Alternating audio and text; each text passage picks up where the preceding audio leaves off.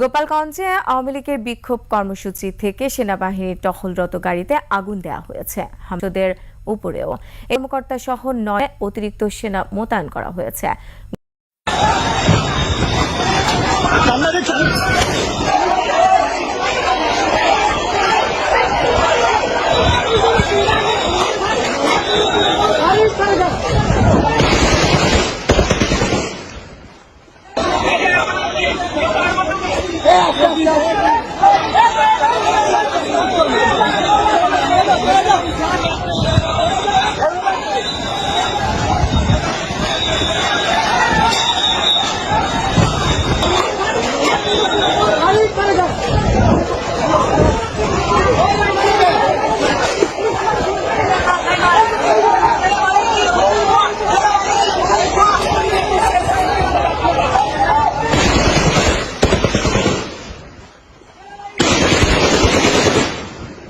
গোপালগঞ্জ সদর উপজেলার গোপীনাথপুরে শনিবার বিক্ষোভকারীরা সেনাবাহিনীর দুটি টহল দলকে ধারালো অস্ত্র দিয়ে আক্রমণ চালালে কমপক্ষে 9 জন সেনা সদস্য আহত হয়েছেন।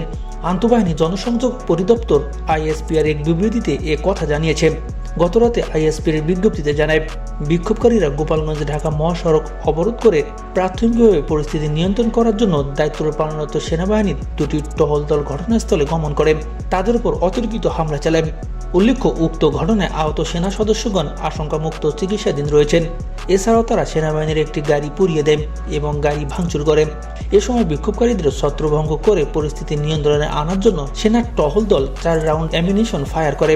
পরিস্থিতির তীব্রতা পরিলক্ষিত হওয়ার পর ইতিমধ্যে ঘটনাস্থলে অতিরিক্ত সেনা মোতায়েন করা হয়েছে।